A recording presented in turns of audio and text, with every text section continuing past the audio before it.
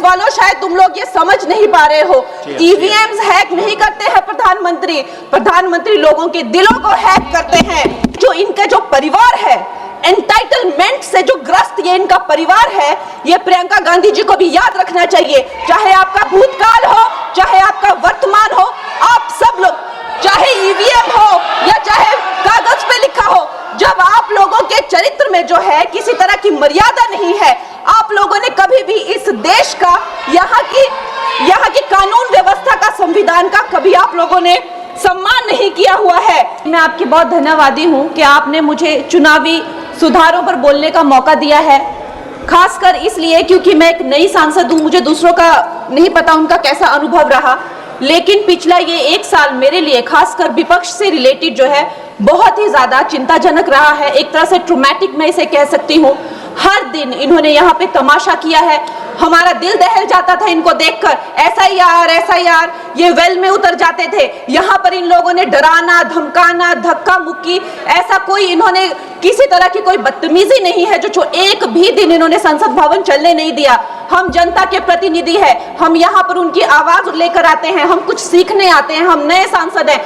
इन्होंने संसद अगर पिछले 2-3 दिन को छोड़ा जाए तो साल पर शायद ही थोड़ा चलने दिया है। एसआईआर कर करके इन्होंने यहाँ पे तमाशे किए, लेकिन अब जब इनको बोलने की बारी आई एसआईआर पे, तो अध्यक्ष महोदय जी, हम देख रहे हैं कि कल leader of opposition Rahul Gandhi ji ने, मुझे लगा क्या खुलासा होगा, हम भी बड़े उत्सुक थे, सारी साल हमने एक ही शब्द सुना है, अब ये क्या ग्रैंड रेवलेशन होगी। लेकिन राहुल गांधी जी जो लीडर ऑफ ऑपोजिशन है, उन्होंने कल जब कहा खादी है, खादी में धागे हैं, धागे में लोग हैं, लोगों के अंदर, उनको जब कहा गया कि आप पॉइंट की बात कीजिए, तो उन्होंने कहा कि मैं अपना फ्रेम कर रहा हूं, मैं अपना आर्ग्यूमेंट फ्रेम कर रहा हूं। और इतनी देर बाद जब वो फ्रेम करके पहुंचे तो ले देकर वो वापस उसी अंतर्राष्ट्रीय मूल की महिला, अध्यक्ष जी, मैं एक महिला होने के नाते आपसे रिक्वेस्ट करना चाहती हूं कि every woman is entitled to her dignity. वो अंतर्राष्ट्रीय मूल की है, विदेशी महिला है, लेकिन उन्होंने कितनी बार आकर उन्होंने सोशल मीडिया पे कहा है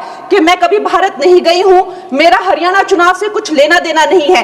लेकिन फिर भी ये लोगों ने बिना किसी ठोस सबूत के उनका यहाँ पे फोटो बना के उन्होंने उनको उछाला, यहाँ पे उनकी तस्वीर उछाली यहाँ पर और यहाँ पर प्लेक कार्ड यूज करना भी अलाउ नहीं है। इन्होंने फिर भी नियमों का उल्लंघन किया। मैं चाहती हूँ सबसे पहले तो मैं इस सदन की तरफ से उन महिला से बहुत ही माफी मांगती हूँ कि इस सदन में बिना कि उनकी आजकल जो पर्सनैलिटी राइट्स का भी एक बहुत बड़ा क्राइम होता है, उसके उपरांत उनका फोटो यहाँ यूज किया गया, मुझे बहुत खेद है। भारतीय संसद भवन की तरफ से हम उनसे माफी मांगते हैं। और ये देखिए, महिलाओं का हमेशा ये अपमान करते हैं, लेकिन हमारे प्रधानमंत्री चाहे बेटी बचाओ बेटी पढ़ाओ हो, महिलाओं को शौचालय देने से लेकर, महिलाओं को गैस देने से लेकर, महिलाओं को जो है वो छात्रवृत्ति, न जाने कितनी ऐसी योजनाएं हैं। कांग्रेस वालों शायद तुम लोग ये समझ नहीं पा रहे हो, ईवीएम्स हैक नहीं करते हैं प्रधानमंत्री लोगों के दिलों को हैक करते हैं। और ये लोग दुहाई देते हैं कि वो जो पुराने जमाने के दकियानूसी, वो जो चिट कागज पे लिखकर जो मतदान होता था वो सबसे अच्छा था। ये लोग भूल गए वो दिन, आप लोग भूल गए वो दिन।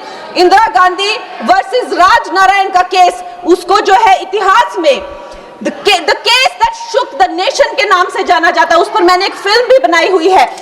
वोट चोरी और वोटों की धांधली के लिए एक प्रधानमंत्री पे एक साधारण से नेता ने केस किया था और उस धांधली में वो पकड़ी गई थी।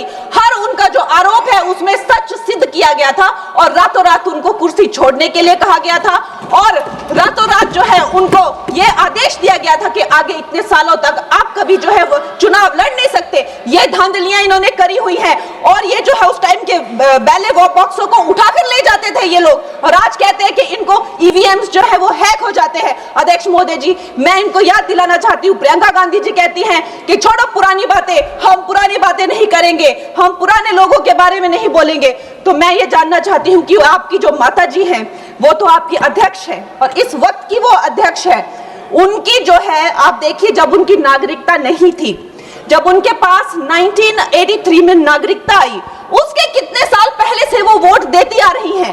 तो ये जो इनका जो परिवार है, एंटाइटलमेंट से जो ग्रस्त ये इनका परिवार है, ये प्रियंका गांधी जी को भी याद रखना चाहिए। चाहे आपका भूतकाल हो, चाहे आपका वर्तमान हो, आप सब लोग, चाहे ईवीएम हो या चाहे कागज पे लिखा हो, जब आप लोगों के चरित्र में जो है किसी तरह की मर्यादा नहीं है, आप लोगों ने कभी भी इस देश का, यहाँ की कानून व्यवस्था का, संविधान का कभी आप लोगों ने सम्मान नहीं किया हुआ है। और अध्यक्ष महोदय जी, बिहार में जैसे ही एसआईआर आया, एसआईआर लागू हुआ, हमारी सरकार ने जो है कम से कम 60 लाख से ज्यादा अवैध, अब ये वोटर, ये जो सारे अमाननीय वोट कार्ड है, ये सिर्फ घुसपैठियों के नहीं है। कुछ ऐसे लोग हैं जो माइग्रेट हो गए हैं, कुछ ऐसे भी लोग हैं जो इस दुनिया में है ही नहीं। 60 लाख से ज्यादा। और अगर वो लोग जेन्युइन थे तो उन्होंने, किसी ने तो रिक्वेस्ट करनी चाहिए थी कि भाई मेरा वोटर आईडी कैंसिल हुआ है।